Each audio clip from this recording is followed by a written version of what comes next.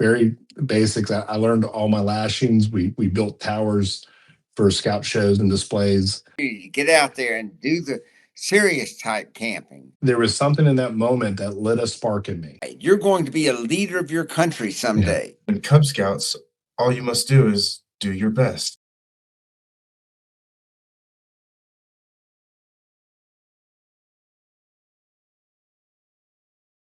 Hello, Scout friends all over the world. Tonight on Aides to Scouting, we're proud to present Michael Deere, who is right now is a council executive over in Baton Rouge, Louisiana. Maybe he'll speak a little bit of Cajun for us in the process of all this. And Elliott and I have known Michael when he was back here with the Flint River Council. And Michael, take it away. Why don't you? We've talked a little bit before we got started about what it is we want people to get out of tonight's lesson, tonight's meeting, and our friendship together. Our Scoutmaster minutes. The big picture is despite any challenges that we face in life, I equate to them to be in a season of life, is that we will get through whatever it is as long as we can work together. All things that we learned in the patrol method, different leadership roles through different scout troops, depending on the different situations and scenarios. The whole adage of everything I needed to know or I learned in kindergarten. I mean, I hold that true to my scouting experiences. And so I just look forward to sharing a little bit of my story in scouting and what we're seeing and experiencing and what's on the other side of that hill ahead. That's a great intro. Tell us just a little bit about where you grew up and maybe some of the challenges you had. And because I think a lot of folks who are in scout leadership positions, whether they're senior patrol leaders or scoutmasters or assistants or committee people, I think they need to understand the opportunities they have for positively shaping the lives of young people, both boys and girls, of course, and helping them maybe even overcome some of the serious challenges that young people face. Have at it. All right. So, being in the boot now of Louisiana, I grew up in the Mitten. Oh, I was born in the Mitten. I was born in this part of Michigan. So I joke, and my only prior experience to Louisiana before moving here 11 years ago was I did a report in fourth grade about the state, and I was assigned Louisiana of all things. My only other visit was my freshman year of college. I was on the Ultimate Frisbee football team, and they had a tournament in Baton Rouge right around the time of Mardi Gras. So I experienced all sorts of different sides of Louisiana in quick order. But I grew up in Daytona Beach, Florida, Central Florida Council. And in Daytona Beach, my sister and I, interestingly enough, were bused into a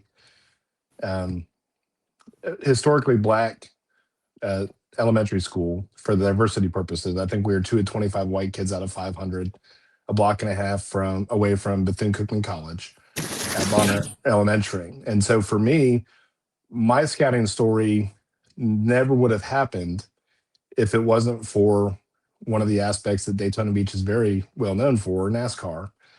My dad is an avid NASCAR fan, and if you had a scout uniform, you could go to one of the races for free. And this is very unauthorized version of my scouting story here, but one of his coworkers had an extra uniform, both an adult and a kid. And so for 2 years, we went to the race around my birthday every year. And so after the second year, I asked my dad, I said, "Hey, Dad, what's this blue shirt for? And why do we take it off once we get into the gate and sit down?" So I guilted him into taking me to a Cub Scout meeting. There was one at the Catholic church down the road, but nobody recruited from our school for Cub Scouts. It wasn't in a community that had a lot of scouting history at the time or things going on. And so my very first Cub Scout meeting, we played marbles. And I had so much fun. I went home, I talked my parents into getting me my own bag of marbles, my great shooter. I practiced. I was ready to go to my next marble meeting, with the blue shirts. And, I was grossly disappointed because we didn't play marbles that night. Instead, it was their blue and gold. And for the first time in my life, I was recognized for something that I did and accomplished on my own, which was learn how to play marbles. So I got a marble belt loop, little piece of aluminum that is framed in my office on my uniform still today. And there was something in that moment that lit a spark in me. And I went, terrific kid of the week, terrific kid of the month. My academics and my engagement in the school uh, improved almost instantly through that little piece of immediate recognition that was just a simple piece of aluminum. Uh, and kind of the other funny story about my early scouting experience was uh, nobody was safe from my handbook.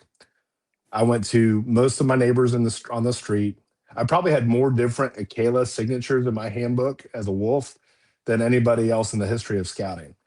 I took it to school. I had teachers sign it. I had most of my neighbors sign it, like all the way down the road, even in the cul-de-sac. And then I also took it to Sunday school with me. Anywhere. Hey, look, I need to do this frog stand. I'll show you how I can do this. Sign my book. And when you look at my uniform, I had about 9 arrowheads as a wolf. I know I tore through the whole book, and in short order because I started in February, and then we moved to Port Orange, and I don't have any arrowheads as a bear. So it was I was all in from the very beginning. So I was in 2 different Cub Scout packs. Yes, that was the one. Check those signatures. Well, I didn't know they had a signature program. Yes. And that a way of having a child overcome shyness and stuff like that, or what? No, I'm pretty sure that was not how it was supposed to be done. But I learned what a Kayla was, which was any adult that you could show your skills to, and like I said, nobody was safe. I took that thing everywhere. I It can didn't matter. relate.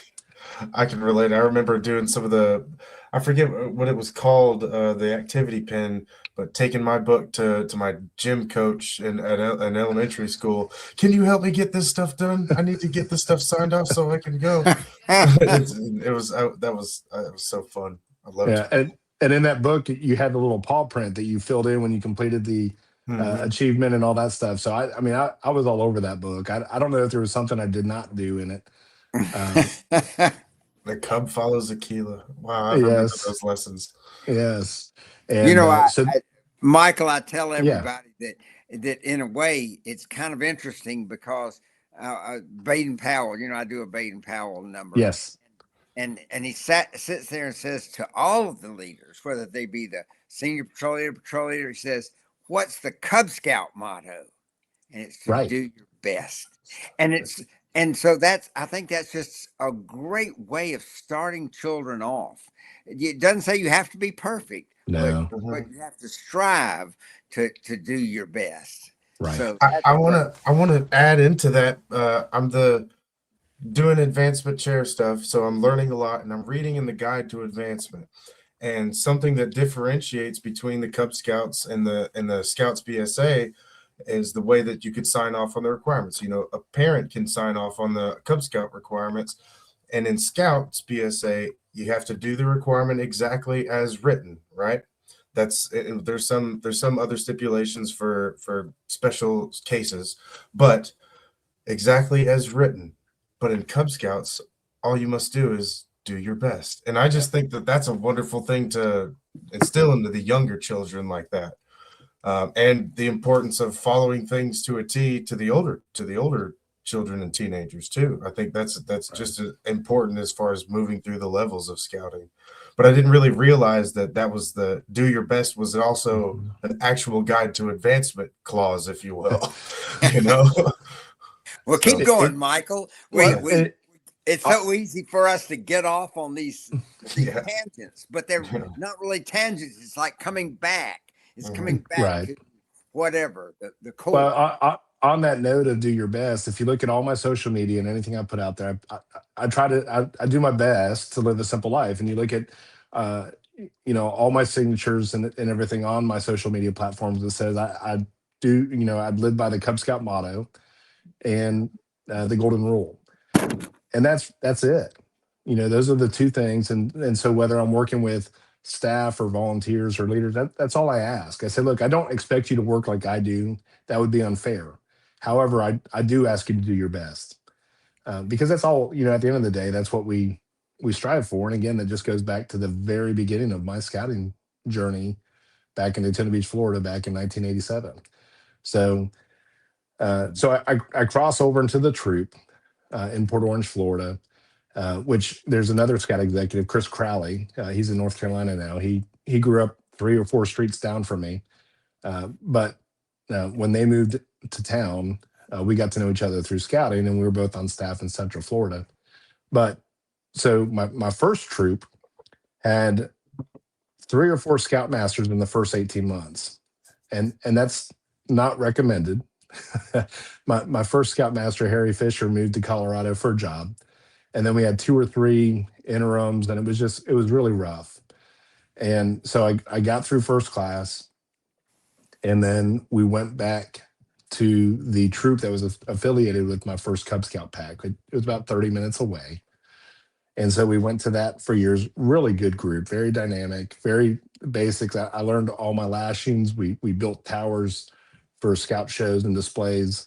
And it was just a good group, but I was the youngest one by 2 or 3 years. And so you fast forward a couple years, they all graduate from high school, and there's just me left because the pack folded a couple years after I left. And so I was left with nothing for about 2.5 years.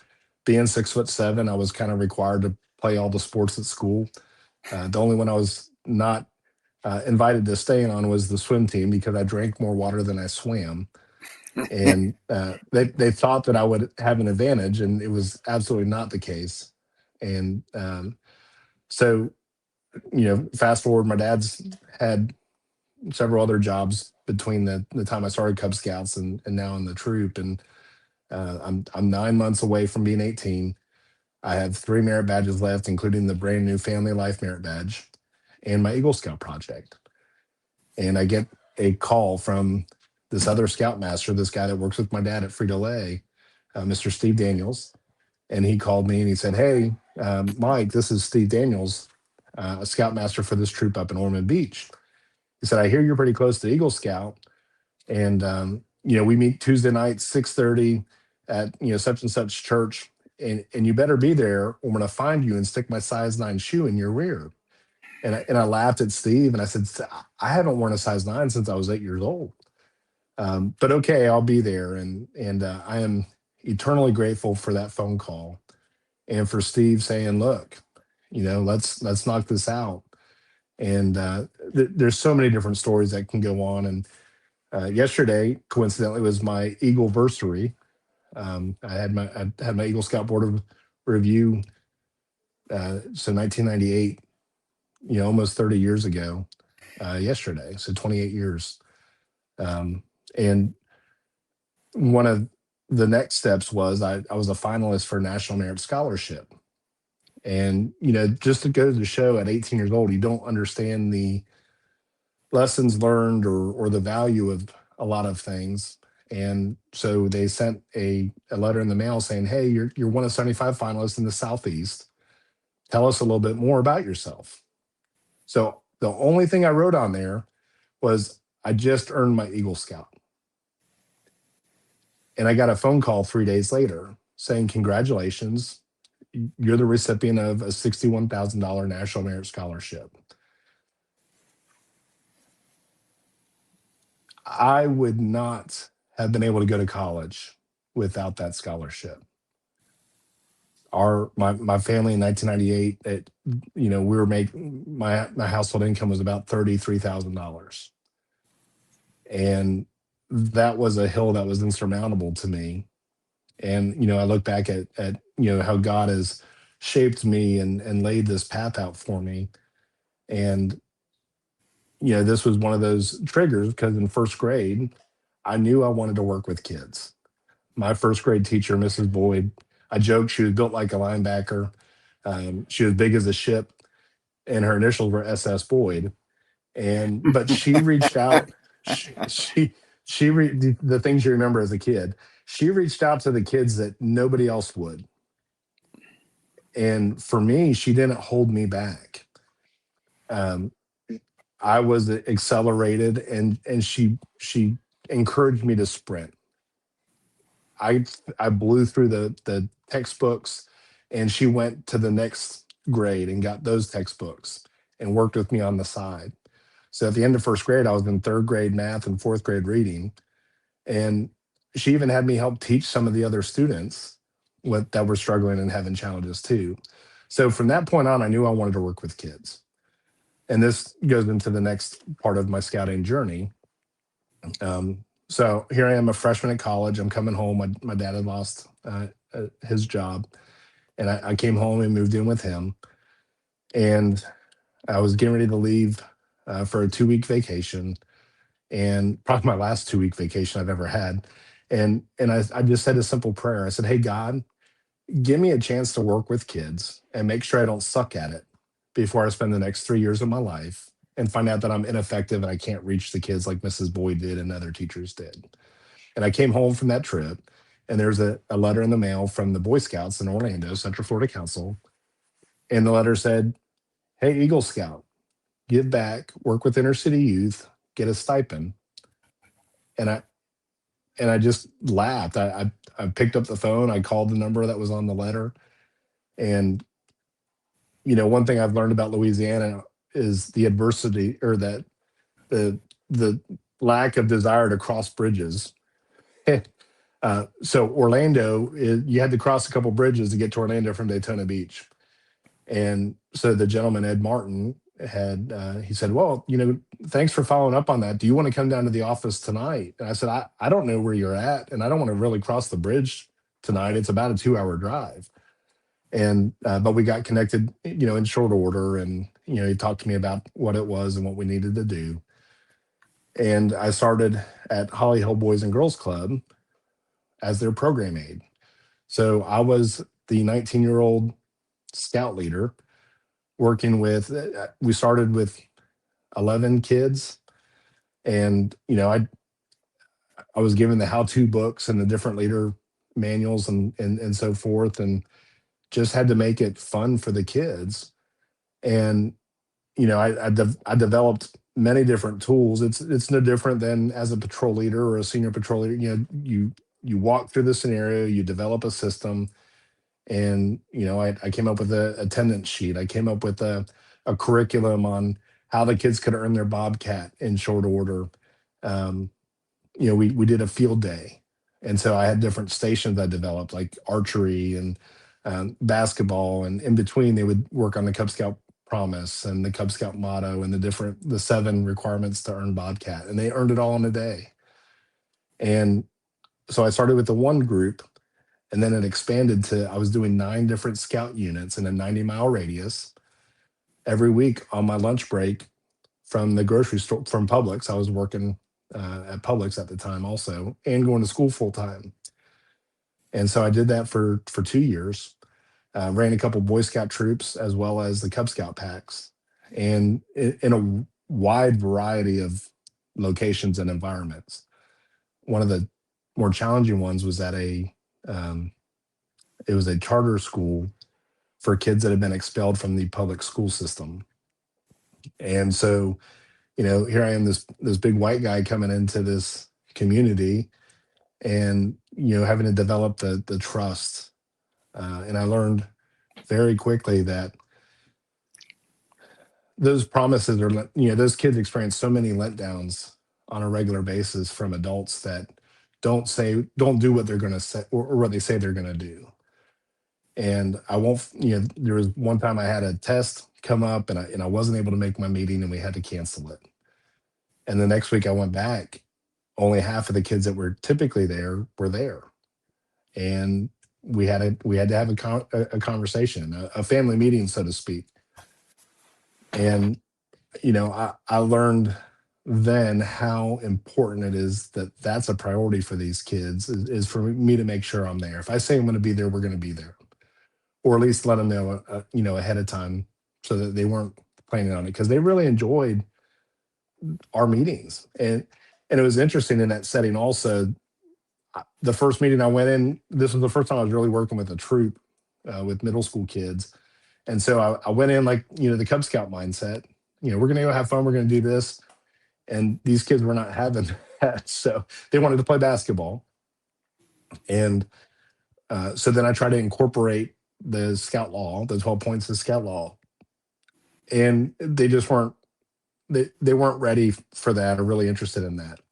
So we played basketball, I think, for the first 3 or 4 meetings, and just had fun with it.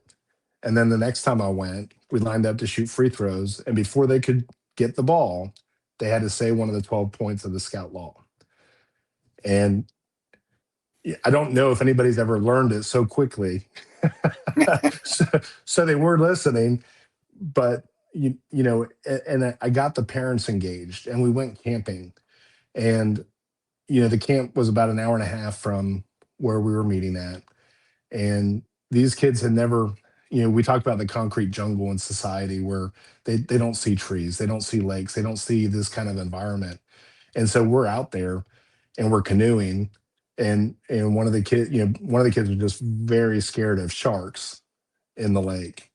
And he didn't want to get in that canoe because the shark was going to get him. And I said, look, I promise you, you will not see a shark in that lake. I said, I didn't say anything about the alligators that were, around in the lake. But in 45 minutes, we were still out there canoeing, and he was just having a time of his life. And one thing that I want people listening who maybe are thinking about getting in Scouts or wondering if they're really doing much good as Scout leaders or parents. And one thing that has always struck me is that Scouting has a system of leadership and morality and the books and the training sessions and all that the Scouts provide. And so it's really not that difficult, I think, if the parents and adults and older boys commit their time to get things done. And it sounds to me like you were committing a heck of a lot of time. And was that all volunteer at that point? I got $25 a meeting. So and so for me, I even got a diesel Volkswagen Bug that got 55 miles to a gallon because I was driving so much as a Scout Reach leader. That when I went to the dealership to trade in my 1984 Honda Accord that my mom ripped me off, making me buy from her for an extra $1,000 more than what she could have gotten on the private market for. I said I need something that has good gas mileage and reliable and that I fit in. And they took me to this, the 2000 turbo diesel Volkswagen. I laughed. I said, maybe you missed the first thing I said, which is I need to be able to fit in it. But yeah, so I was getting $25 a meeting to go and that was a negotiated rate because I was driving so far and around that wasn't normal. There was me and one other lady that ran multiple meetings, but nobody else ran that many as her and I did. So then the next checkpoint was after 2 years, I was giving presentations to United Way about the impact that my programs that I was running had and what the families were doing and what the outcomes were. And so at that point in time, you fast forward a little bit, and Chuck Brasfield, who was on the show a little while ago, the show being Aides to Scouting, yes, correct. Right. Okay. So he was the district executive there at the time, and it was his second district that he was serving. And here I am, I'm running six of my units were in his district. And so Wayne Brock, the Scout executive, said to Chuck and then Ed Martin, and he said, have we talked to Mike about the profession? And they said, no, he wants to be a teacher. And he said, that's not what I asked. And he gave him the cell phone. He said, call him and go visit, take him to lunch or whatever. So I'm a 21-year-old kid. I show up in flip flops, jeans, an XFL shirt, a backwards hat. And I'm like, hey man, let's go to Olive Garden. This is awesome. High living. And so like, several years ago, Chuck and I were joking, we were talking about, people and how they show up for interviews or something like that. I said, Chuck, you understand that you never would have hired me today like you did, then. I didn't know any better. And so they created a position for me in Central Florida Council up in the Northeast corner, a small territory at 11 units, 170 kids. They had just raised $20,000, most they had ever raised before. And I was going into my senior year of college where I was teaching during the day doing my internships. And I harassed Chuck probably for 2 or 3 months until he hired me. And I said, man, I want to do this. What are we waiting on? And they were waiting on United Way funding, of course. And so they created that position for me. And so, I started going to the schools and talking to the principals, and there were some that wouldn't let us in. And then I told them what my degree was, and I needed senior internships and being special ed major. They were like, oh, we have to have you. And I said, well, and again, a trick I learned in Scout selling candy bars in April in Florida, out in front of the grocery stores. You don't have long to go with it. I said, well, I really need to talk to your kids and be able to recruit them into Scouts. And they said, well, is that what it would take for you to do your internship here? I said, yeah, I think so. And so I got into all the schools, and we went from 170 kids to 540 kids. Wow. And we went to over 20 units. We raised $30,000, and I'm teaching during the day. So I'm doing this whole DE thing in between my classes and in the evening. DE, for anybody that's executive. Yes. All right. Go ahead. So I was doing the whole district executive thing in between classes and in the evening. And Wayne Brock came to my wedding after I graduated, or before I graduated. He said, man, Mike, I can't wait to see what you do when I pay you full time. Because at that time I was only making $18,000 a year because I didn't have a degree. So I was a program aide or a paraprofessional, doing that, doing the job of a district executive.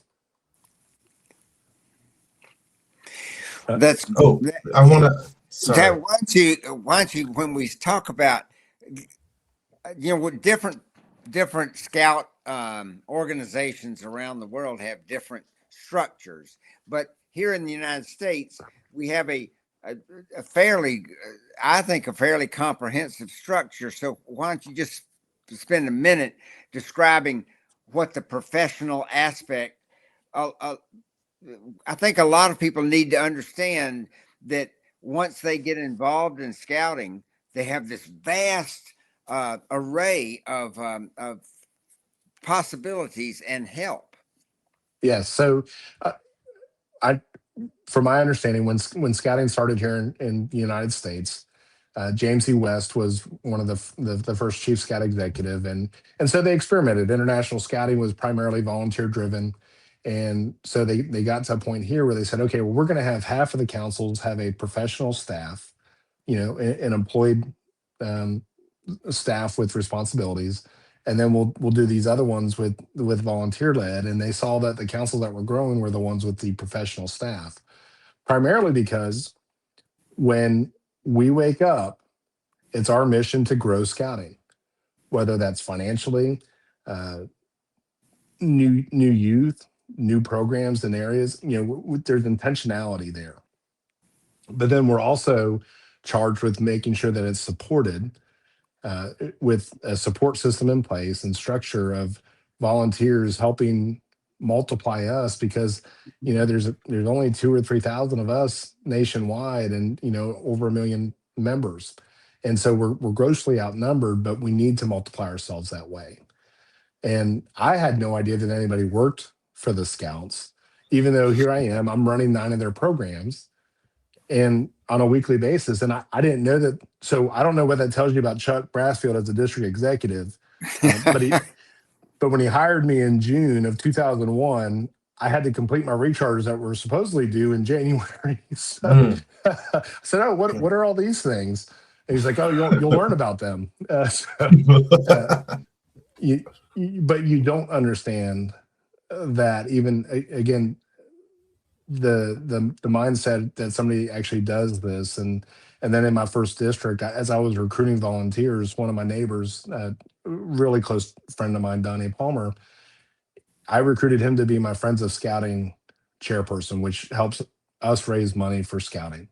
And it was for the family campaign. So he would go to the Cub Scout packs and the Boy Scout troops and ask for their parents to help support scouting financially, so that we can continue to grow and be strong. And I'm 21. I'm wet behind the ears is an understatement. And he was a financial, um, he worked at the family car dealership, and he was the finance director, finance manager there. So um, we had a meeting coming up or whatever, and I just assumed that he knew that we had to be at this meeting. And one of the greatest life lessons I got was from him. And he said, "Mike, look," he said, I let you down. I'm sorry. I committed to helping out, and I mean that, and I want to help out. However, I don't wake up thinking about how am I going to raise more money for scouting. I'm waking up thinking about how am I going to sell more cars and finance those." He said, "So if I commit to you, I need you to hold me accountable to fulfill that commitment." And so I, then learned, and he walked me through it. Hey, call me 2 days out. This was before text was really prevalent, or at least that you'd have to pay for every text message you sent. And so, it, as a 21-year-old kid, to be mentored by Donnie and by his uncle Tom Gibbs, who owned the Chevrolet dealership in Bunnell, Florida, I had an amazing circle of business leaders and community leaders pour into me also, no different than a scoutmaster or assistant scoutmaster pouring into their scouts. And just really refined me, because again, I went to school to be a teacher, an elementary teacher. So, there's some basic life lessons. My dad was a salesman primarily for, beer company when I was really little. So I thought that's where you get your last name, is where your dad works.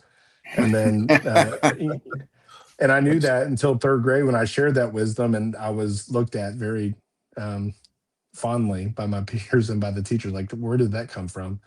But then also, chip company and insurance and all this stuff. So proper attire, that was the lesson that Chuck taught me when I finally got to Flint River.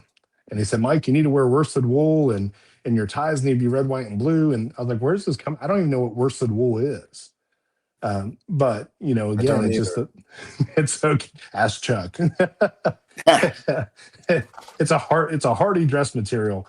But it's those opportunities again. I have found that the adults and parents learn as much, if not more, than the kids do through scouting. And the alarming thing from society for me, the most prized lesson I learned through scouts as a kid was my uncle was my merit badge counselor for personal management. And so he used Microsoft Money or QuickBooks, whichever one it was. And the lesson that is vivid in my mind is, he said, "Okay, you're buying a new TV. It's $500. You use your credit card, and it's at 19% interest. You're paying the minimum. It takes you 3 years to pay it off." He said, "But how much did you end up paying for that?" And so pulled up the spreadsheet, and it was like $2,300. And he said, "Well, what did you learn from this?" I said, "Credit cards suck." That costs a lot of money. But as a kid, I learned that lesson at 17 years old. How many 50-year-old adults do we have that don't know how to budget and don't know the financial trap that they're in because of credit cards, and how slippery of a slope that is? It's terrible. So and we're talking about probably 3 generations or more of adults that don't know some of these fundamentals that our grandparents knew very well, or our great grandparents through the Depression. The value of that dollar, and so I see it on a regular basis, and it's one of the things that mean the most to me is seeing how these adults and this is so. When I graduated from college, I had options. Do I go into the classroom and teach, or do I stay with this whole scouting thing? And as I prayed on that, the discernment that I got was I have an opportunity to work with 18 kids a year in a classroom, or I have a chance at the time, 500 youth, I had a chance to work with to create an atmosphere, an environment where 500 kids could interact with their parents in a different way through scouting. That I could help create that environment and that opportunity and that experience where they could, because they interact with their kids differently. Because Yep. with scouting, I played a lot of sports. Again, I had to play them all. Outside of playing catch with my dad or shooting baskets outside, we didn't get to do a lot of that together. But Elliot, I know you've done a lot of scouting with your dad. He says hi, by the way, in the comments. Oh, good. We need to do a segment just on his customer service experience. I love Oh your dad. gosh. Oh man. Everybody But brings that up. That's really funny. He's uh, quite famous for that. he is. It is a staple. Um, but the opportunities to do stuff as a family unit that you have in scouting is, I think, truly one of the best kept secrets, and it's an unfortunate secret. It shouldn't be a secret that the kids have. And as I've seen, my wife, she started her scouting journey when when their family was stationed overseas in Italy. They were traveling in a city park or state park, and there was a Cub Scout pack there that was roasting hot dogs and had a little display. Hey, come talk to us about scouting. Yeah. And so that was her first exposure into scouting. She wasn't a scout growing up. And then when they moved to Louisiana 2 weeks after I did, uh, her son signed up, and for her, and I won't speak for her, but from what I saw, because I got to see her from afar for 5 years before we started talking and dating. But for her, it was an opportunity for her to get leadership experience and appreciation for who she is, and she learned and grew as an adult, as a leader through scouting. So as much as we are here for the youth, it's the family and the community. My catchphrase or my pillar that I stand on is that we have been the leadership factory of this country for 116 years. And it's not just for the kids. If we are not here, who fills that void, or what fills that void? At 11 years old on my first camp out, I'm in charge of the menu. Ground beef was on sale.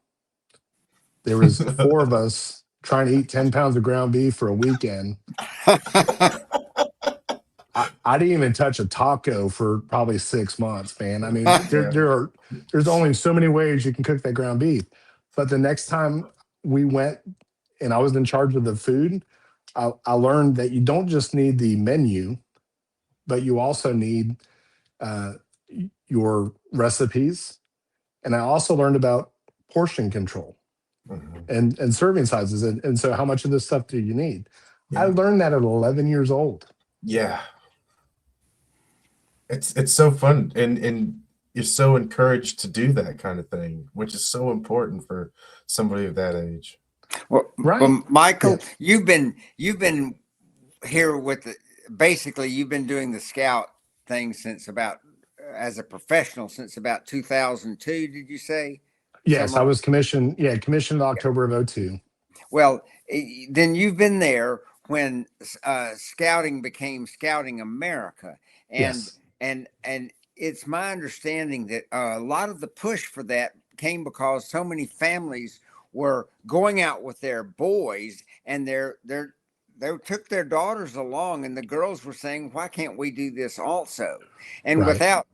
without talking about the Girl Scouts of America, the point is these girls were there, and now we're really talking about family, and Correct. and I don't think that's short changing boys as No. boys from learning to be boys and learning Yeah. leadership.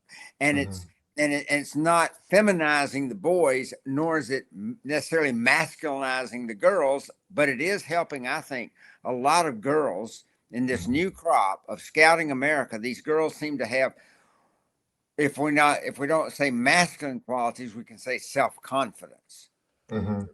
Right. It's the leadership. That's the output of it all. So my daughter is 22 years old. Our whole time in Flint River, she was the best recruiter I had.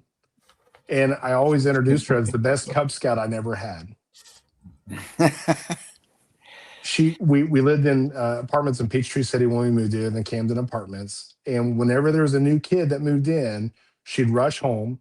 Hey, Dad, this is for third grade, right? Yes, honey. Okay, I'll be back. And she'd go with this kid. Look at what you get to do that I can't do. Mm. You better do this. And in 2017, when the membership policy changed, and they could be Cub Scouts and they could be Scout BSA participants, she came home from school that day and she said, Dad, my friends at school are telling me I can be an Eagle Scout like you now. Is that true? Mm. And I said, I'm sorry. I'm sorry that we didn't have that conversation. Because I didn't think about that. It wasn't my push to do that. And it was very difficult, some of the conversations I had to have with some of the leaders and parents at that time. And it is so unfortunate that things were so short-sighted of what it was. We changed very few words in all of our literature, and most of it was family life, talking about their role in procreation, which is extremely appropriate for those words to be changed as you're serving young men and young women. But I was at an Eagle banquet, and three of the dads had been texting me and emailing me until 2 o'clock in the morning the night before about girls being in and this whole how this is going to change everything with scouting. And I'm not one that really wants to walk into conflict. I don't mind managing and leading through it. But I sat there, and my daughter's in the audience, and just I, something just lit up in me, and I just felt God's presence of now's the time. And so I asked her to stand up, and I said, there's a lot of controversy right now, what's going on and what's being said. And there was three gentlemen here tonight that I'm not going to name or point out that they kept me up until 2 o'clock in the morning talking about how this is going to ruin scouting. And I said, I would like either one of those gentlemen or anybody else in here, please explain to my daughter why she doesn't deserve to learn the same things I did as a kid through scouting. And that was the last conversation we ever had about it in Lake Charles. I've been the scoutmaster for my son's troop. I was the scoutmaster for my stepdaughter's troop. And let me tell you, night and day difference. The boys are still the boys. They want to go out and they get to a meeting. They're like, okay, when can we go play? I want to go play capture the flag. I want to play British, whatever it is that they want to go play. So I show up to my first meeting with my stepdaughter's troop. And the senior patrol leader comes up to me and she goes, okay, so here's the agenda for tonight. We're going to do this, this, and this. I was like, I'm not ready for this. Can we go play a game? I'll be ready next week. There's just fundamental differences at the ages and stages of development. Mhm. And this, exactly to your point, this doesn't water down or change anything at all. As long as, they're in a safe environment. And, I had my girl troop meet separately. They used to do openings together, the opening ceremonies together, and then they'd go in for their meetings. Well, several of my girls said, hey, Mr. Mike, can we do our own opening? Mhm. Absolutely. You guys are in charge. This is your troop. And so we started meeting separately from the beginning, but we did the campouts together because I was then a scoutmaster, assistant scoutmaster for three different troops at the same time and the scout executive for the council. So, there's only so many weekends I have. Yeah. But, we didn't have any issues. It allowed for appropriate conversations to take place. We had one couple, a boy and a girl in the girl troop and the boy troop. And so after we had that experience, like in scouting, we walk through things, we experience things, we talk and address them. So we had to have the conversation of from the time you show up at a scout meeting, you're no longer boyfriend and girlfriend. You're scouts. This is what you're doing. You're not holding hands. You're not running off and doing this, that, or another, or meeting up. Unlike my church camp experience, where I always had a different girlfriend at my church camps, but we had those conversations, and a lot of people felt like it was awkward to have to talk about that stuff. But it was a great opportunity for these 12, 13, 14-year-olds to have a conversation about what's appropriate behavior. And I think that's absolutely correct. When I was 18, I went to Sweden and went to like a week-long camp of scouts there. And of course, they were already blended way back in Europe. And so to me, it always seemed like I wanted all kids to have the opportunity, and girls to have the opportunity to get out there and do the serious type camping and the kind of things that challenge people. And and of course, Girl Scouts of America and other girl type soul girl organizations, they also can accomplish these same goals. But boy, the scouting BSA has so much depth and so many facilities. We had Tricia Bethel Suko on, and she had been out to Philmont last summer, and it's just really something. It is, and they're just different. They have different focuses, and my stepdaughter was a Girl Scout for years, for 8 or 9 years, but she found more rewarding programs for her in the Scout BSA program. And so she did her Girl Scout stuff to raise money for her scouting problem, like a lot of us, for the Scout BSA Scouting America programs. So, she used her cookie money to help fund some of her summer camps and winter camps and different trips that they took. So just very extreme, but everything, we're not for all people, boys or girls, it doesn't matter. But yeah, that the whole policy change for it to become a family program was driven by our consumers, because they wanted to be able to go to one place at the same time. And that's what worked really well at my stepson and stepdaughter's troop, is the pack and both troops met at the same place on the same night and time. We just met in different areas. Yeah. And so we had so many families involved there. When my wife joined that pack, it was for the only time, not only time, that would be a lie. The first time in my career, there were some problems in that program with some of the outside leadership. And I just wanted a reset. I wanted it to be able to start over, go somewhere else, whatever. Well, she joins that pack. There was 3 families left still in scouting in that community. And a year and a half later, there's over 100 families involved. And I was like, what happened? I thought this was going away. It wasn't going to be a headache anymore. And like, oh, Terry is the new cub leader. I was like, who is that? and fast forward 5 years now, now we're dating, and then we get married a couple years after that. But, it just, they really embraced the whole family dynamic and component of it and made it easier on our families. They didn't have to worry about 6 different fundraisers. They had 2.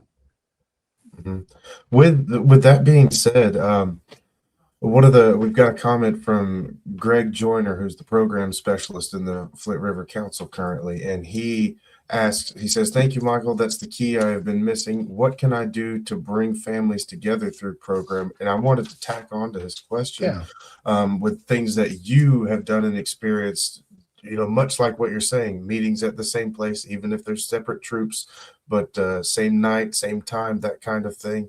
What things can you speak on for that? You have to honor and respect especially for the Scout BSA troops, what the youth leadership want to do. And so if we lead and develop that leadership, it's not easy. It's all on the front end, but if you do it right, it'll stick. And then they will be modeling and training those behind them. Um, for the campouts, when they didn't always go on all the campouts together because they wanted to do different things. So we used the troop program features for both troops.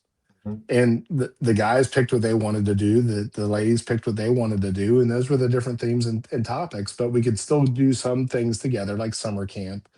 And even if we went to the same property for the camp out for that month, they went off and did their own things that they wanted to do, but we came back together for the meals, or we came back together for the campfire program, or whatever.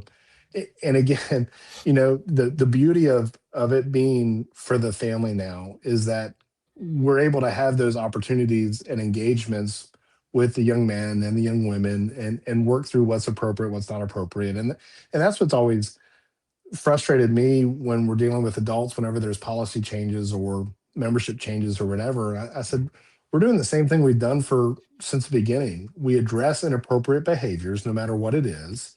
It doesn't matter anything else, but we deal with the inappropriate behaviors. And if the inappropriate behaviors continue, whether it's an adult or a youth, we move on. And then that's the lesson learned for the others, that we're all good until we do things that aren't appropriate, and then we're not good anymore. Well, that's true of life in general. Yeah, correct. Remember the old saying we have here in the South is lie down with dogs and you get fleas? Correct. That was before we had these flea medicines for dogs. But, right. but at some point, we just have to bear in mind that some of our friends or people we would kind of like to be friends with, it's just not going to work. It's not going to be appropriate. They're going to lead us down bad ways, and we're going to end up going to jail with them. Right. I mean, they'll go by association. Right. Go with them, That's true. That's true. Yeah. Another question I wanted to have, and this is totally taking us off track, but I want to reach back to the Scout Reach programs that you were talking about earlier. Do you have anything currently in one of the many councils that you are leading at the moment? Do you have anything like that? Can you speak on the current status of Scout Reach? Yeah. So, the Scout Reach initiative was, it's an outreach program. So you're going into communities that may not have a strong scouting history, or at least not scouting support. And the biggest challenge is we figure out what the obstacles are from these young children, being in scouts. Is it the parents are working 2-3 jobs, or the parents aren't engaged and the grandparents are raising the kids? Is it financial hardships and challenges that they don't have the funds to participate? Or, is it leadership, meeting locations or leadership, or whatever the challenge is? And we do something to address those challenges. So for me, I was a Scout Reach kid in elementary school. So, and then I started as an adult leader, as a Scout Reach leader. So anywhere I've been,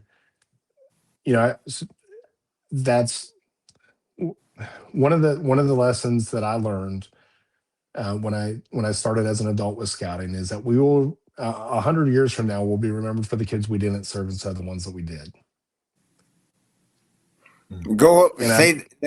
Repeat that.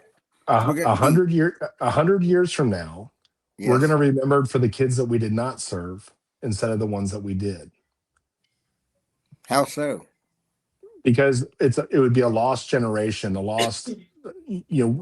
won't know the residual impact, the ripple effect, is that when we don't have a pack or a troop in a community, it's not just a 1-year issue. It's a 3-5 generational issue. Kind of like the leaders that poured into me as a kid.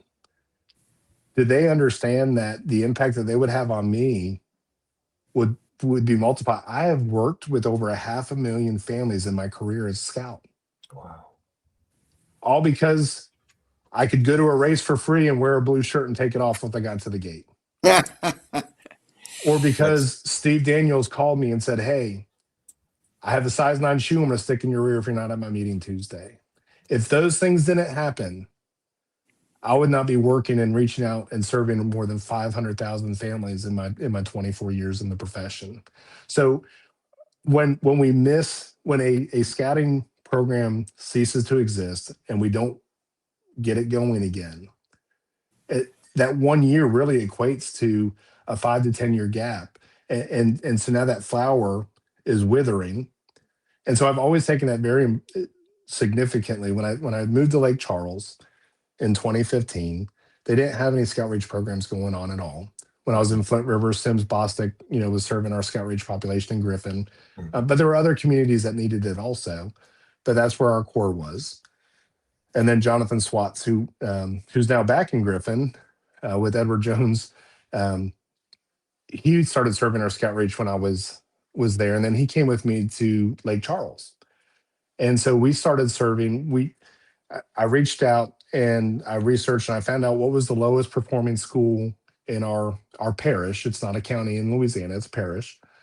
And there was this school, Cambrai Fondel, that was just a residual failing school from a performance standard. And so I found out one of their partners in education, and I went to them and I asked them to support in funding me for us to start a Cub Scout pack there. I met with the school leadership. They truly adapted the scouting program. The assistant principal was our point of contact, Mark, and he would stop kids in the hall and he said, "Are you being trustworthy, loyal, helpful, friend?" Whatever it was that was going on. And so after the first 9 weeks, the kids that joined the scouting program, the first 9 weeks had 19 referrals, behavioral referrals, that first 9 weeks before we started Scout. By the end of the year, those same kids, there was only one referral in that last 9 weeks. Their math and science grades went up 6 and 7 percentage points on average between the 20 something kids that were in the pack. And then the social studies went up 3 or 1, and then the English went up 3. So that was the impact. But when we had that first parent meeting, we didn't know what to expect. We had 3 gentlemen come up that were Eagle Scouts from the early 1980s, the last time they had a scouting program in that community. And they said, "Thank you for bringing this back. What can we do to help?" So when we don't reach out and we don't feed the extremities, we're letting down a region and a community, because they want scouts just as much. There was never a kid that I served as a scout reach leader, as a professional. They still want to do the same things that we did as kids growing up. The community doesn't matter. It's about the opportunity, the adventure, someone pouring into them, somebody caring enough to be there. They just want to have fun.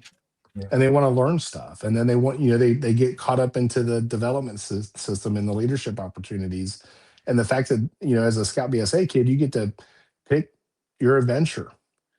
You get to choose the merit badges you want to learn and go and do, and so that you're able to choose your destiny at 11 years old, 13 years old. You get to decide what high adventure programs you get to do, and so for Scout Reach to reach out, seeing that impact on that community, and then fast forward 5 years, and Lake Charles officially became the most unfortunate community in the country's history. We had 5 natural disasters in 8 months, and it just decimated that region. Literally, the 2 hurricanes that came and hit 6 weeks apart from each other, the areas that they impacted were the 6 parishes that I served in that council. We lost 30% of the population that didn't come back. And we weren't able to have a fundraiser for over 2 years. Nobody was raising money. And it took over 4 years for me to get my insurance settlement check. So that area is crippled. And so then that's what brought me into Baton Rouge, was to be able to still reach back and serve, even though they were 2 hours away and there was a council between us. to serve as scout executive for 2 different councils for 2.5 years on a volunteer basis, and now I'm serving a third as of January 1st. The council that's in between us now. So I've been, we were joking, I was beer hugging the other council for 2.5 years, and now we're working together. So, the beautiful part of this is that, you know, territories are territories. People are very proud, but we've been able to take the fences down.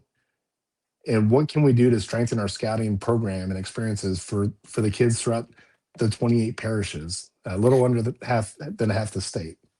Well, Michael, one thing that when you said that, when you talked about the Yeah. natural disasters that you'd had, um, I have been thinking for a long time that scouts should be integrated somehow into emergency services.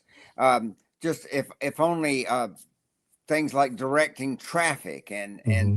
things of that nature. I'm sure as many heroic scout stories Right. as anybody around, but that it seems to me that in our efforts to expand scouting and to help Hmm.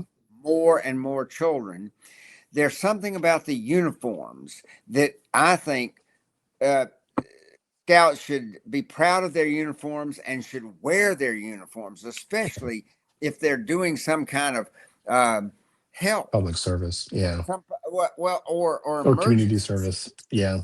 We So, When you have one of these big tornadoes or anything, and I see that in the rest of the world. I right. mean, in Kenya and places like that, you see scouts in uniform going out and helping in Yeah. emergency situations. So in Florida, when I was there, we actually had a memorandum of understanding with the state that we were, they reached out to us whenever there was a natural disaster or a state of emergency. Um, it's what's appropriate and what's safe for our kids. So sometimes it's passing out bottled water, but you're there and you're present. I will tell you, it was so hot in August after those 2 hurricanes and not having power that we wore our troop T-shirts and stuff like that. Yeah. But we had so many families come into Lake Charles from Baton Rouge and other communities to help because obviously we're the local families are decimated and trying to figure out what's what. But we had a troop from Baton Rouge drive the 2.5 hours to Lake Charles to help clean. They said, "Look, we want to come and we want to clean the area around your office because we're sure that nobody has reached out and wanted to do that." I was like, "You know what? You're right." And then so ironically, there was another group there from part of Lafayette towards Morgan City, south of Lafayette, that has their own 5-acre property that the scouts use. And so, as a thank you to the kids and the families in Baton Rouge that came out and helped Lake Charles, they said, "Why don't you come use our camp and just go out and have a nice little trip?" They have canoes, everything you need. And so now, being able to unite those 3 communities together through scouting as South Louisiana, there's just some irony is not the right word, but it's neat to see that circle being closed, because we're better together.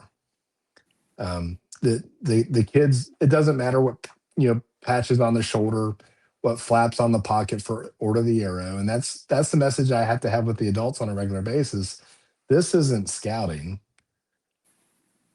Scouting is the uniform. It's the opportunity. It's the leadership. It's the fun. It's the adventure. It's everything else that we pour into, and that's not determined by.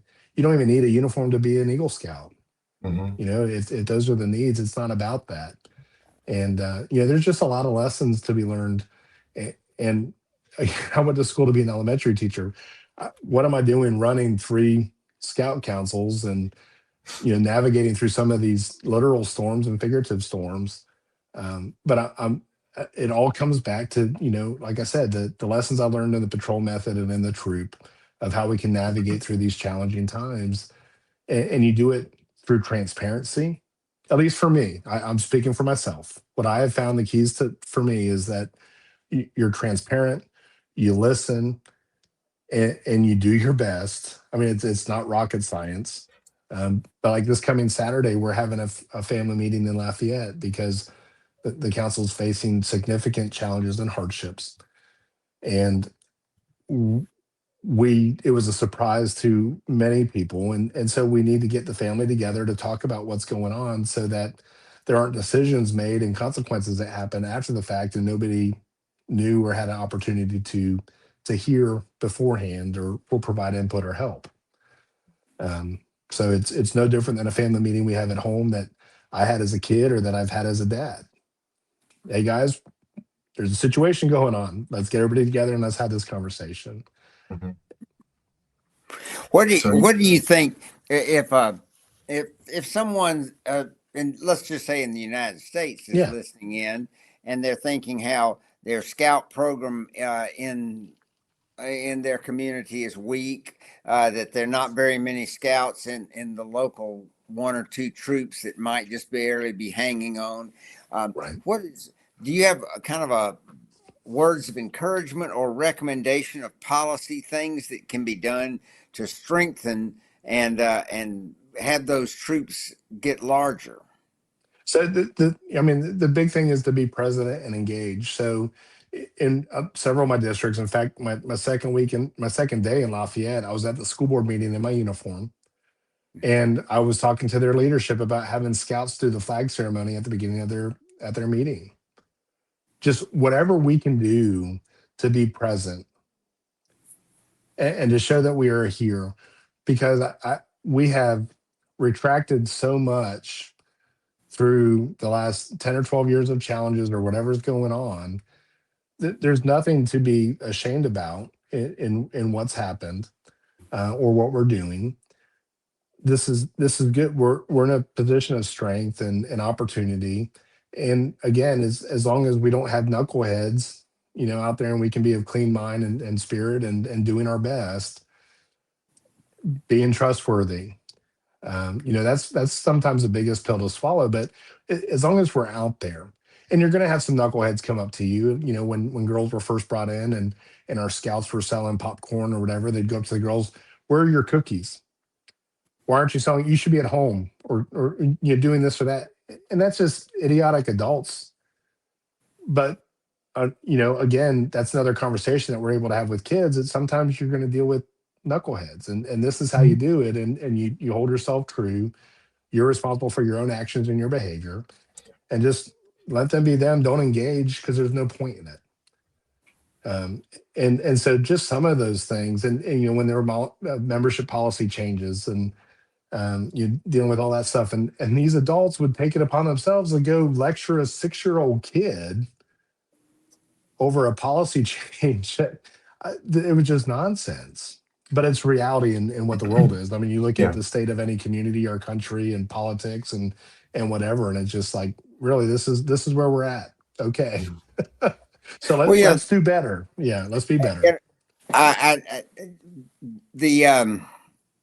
term knucklehead sort of makes me think about that recent comments that one of the people in the administration has made about how the military is somehow going to back away from scouts. And it's like, I mean, we've had 130 years of scouts being providing some of the real backbone of the whole armed services. And it's, and government in general.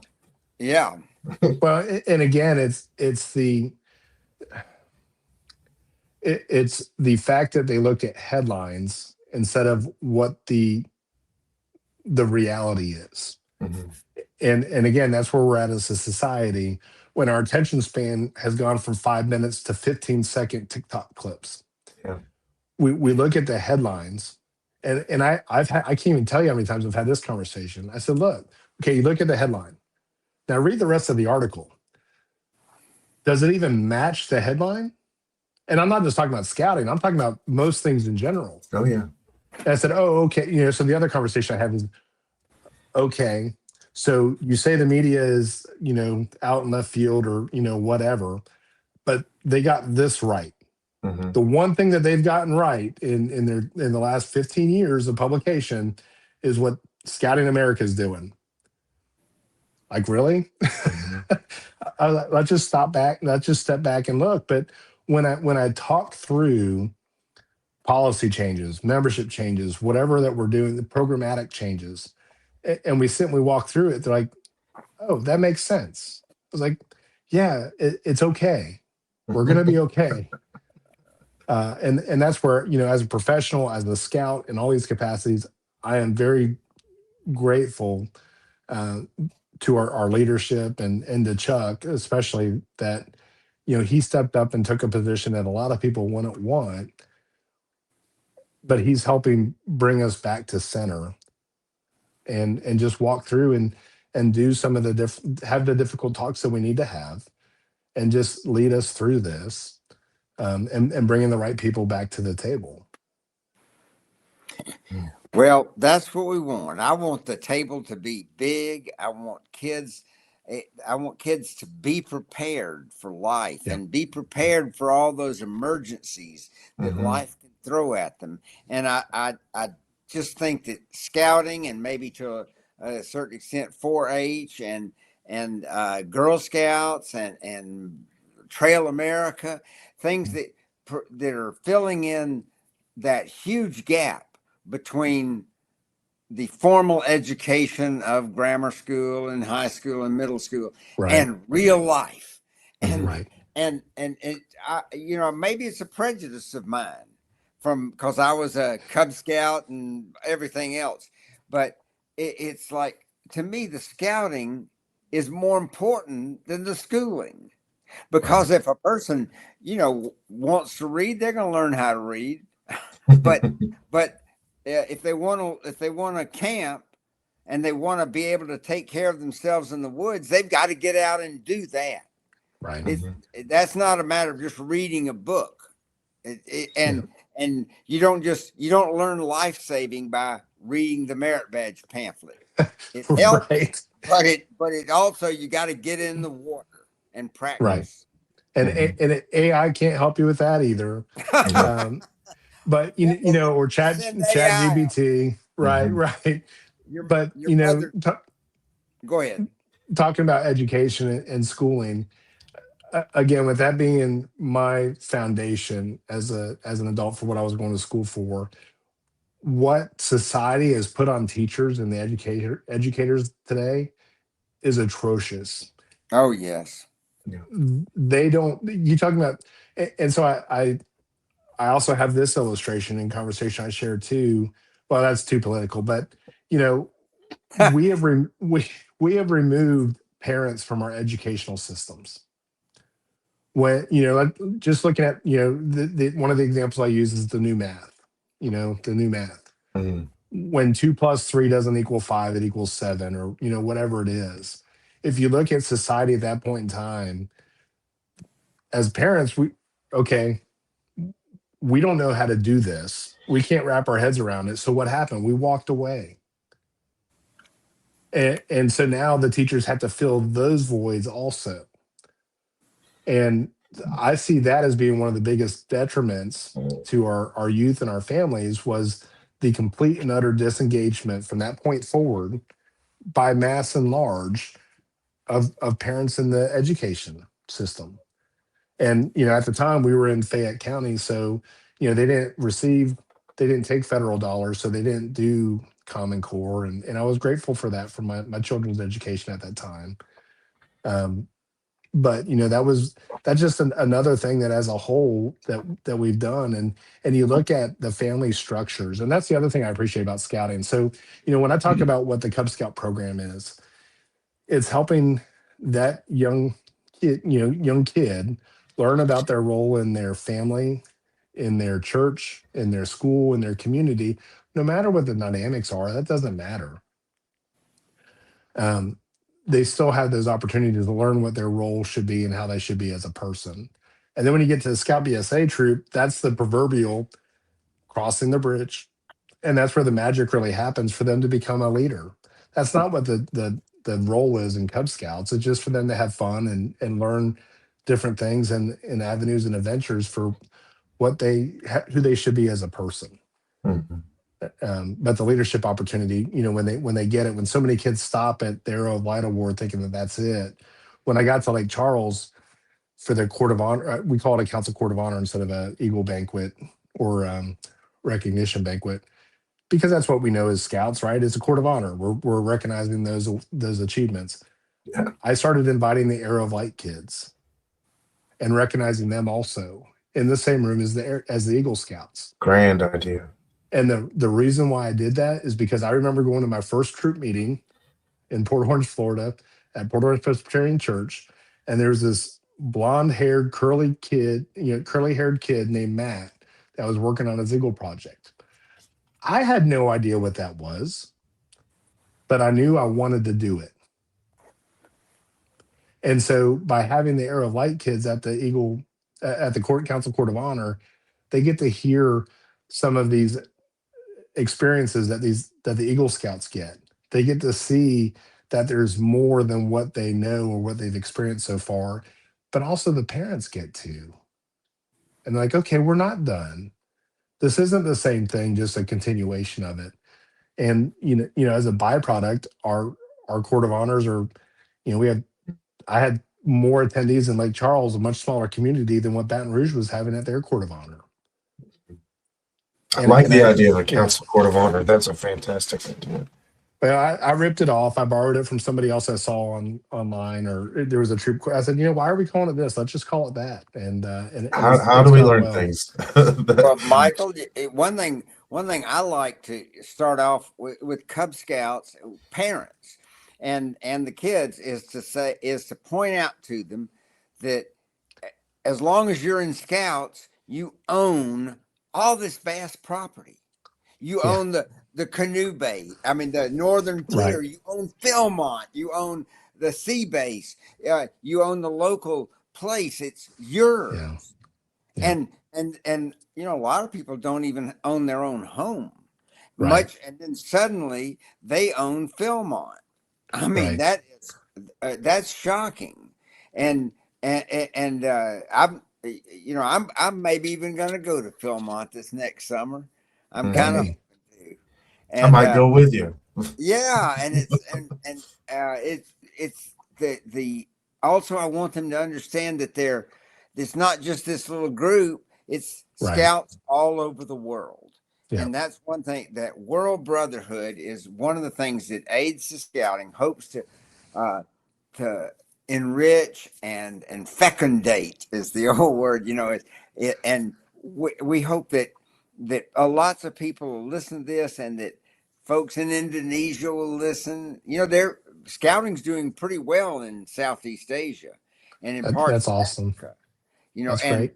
And it's something that we can all be proud of when they get out there and help when the national emergencies arise. Right.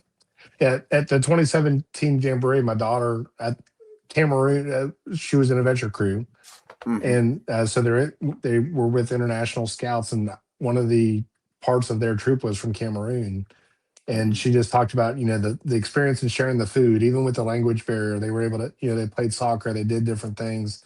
And I forget where the other quarter part of their crew was from, but I mean, just where else do you get those opportunities to just unite and again, lay down those barriers that are natural as human beings, just to have fun. Did you go to the World Jamboree in 19? No, I have not been. My only visit to even a national jamboree was in 2010, and that was only for a day trip. I was bringing some regional VIPs up from Orlando, and I was the courier. Well, I like to tell the story about Baden Powell was walking across the field in 2019, and so this group of about 8 girls from Ethiopia came. Oh, Baden Powell, can we have our picture with you? Can we have a picture? So, yes, of course you can have your picture with me, and we'd have a group picture, and then the picture of 2 of us, or 3 of us, or 1 of us, and then when we were all finished, we're out in the middle of this big pasture, and one of the little girls in the back says, "Can I hug you?" And so Baden Powell said, Well, the Americans don't quite approve of that sort of thing, but since I'm not an American, yes, you can. That was just they were so charming. So Yeah. and girls from those societies, Egyptians, and other places. I was trying to Baden Powell was trying to emphasize pride. You're going to be a leader of your country Yeah. someday fairly soon. So make yourself worthy and make yourself prepared for those roles and be proud. Stand Right. up for yourself. I You have know, to wonder if that hug was a beer hug. I have to wonder. Well, I want to say we're about an hour, 20 minutes. This is probably the yes. longest podcast we've done so far, and it's because it's been so enjoyable. I want to say thank you, not for being on the show quite yet, but thank you for bringing those families together, bringing those communities together, and bringing those councils together. And we hope for Aids to Scouting to bring all those councils, our council, the councils around the country, and the councils around the world, of course, together. Beer hug them, if you will. I want to beer hug them all together. And so now I will say thank you very much for joining us this evening. This has been an absolute pleasure. Yes, Mike. Absolutely. Always good to be back with some friends. And, I know, gosh, July of 2011 is when I moved up the Flint River. And, but, I'm grateful for that opportunity. Is truly, it became a home away from home, and very fond memories for me, and the relationships like with your dad, and, just simple things. I think one of my first meetings, I shared the damper song, just the same, which is, kind of caught its own life out there. And growing up in Florida, I had no idea what a damper was, but my my first district roundtable in Daytona Beach, one of the volunteers, Fred, taught us all the damper song, and so I've carried that with me, to what, my fifth council now.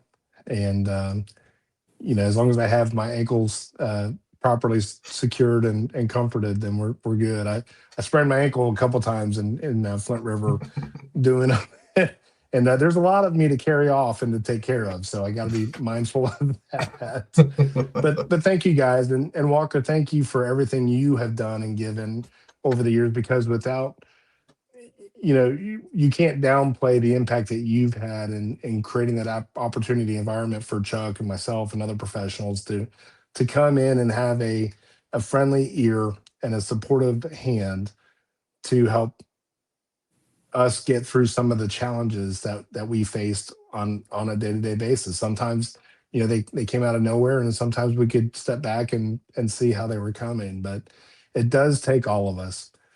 And, whether you're a professional, volunteer, a youth, or an adult, we can't solve these problems on our own.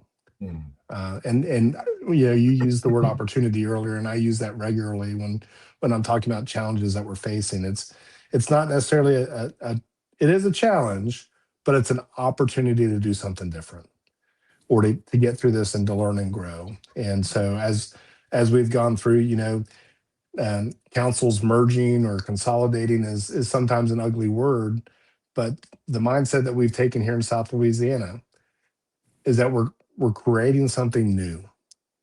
We have an opportunity to do something different, and there's excitement, and it's so great to see, and how that's spreading and multiplying, and we're charging forward. And we've done some amazing things in these last couple of years working together.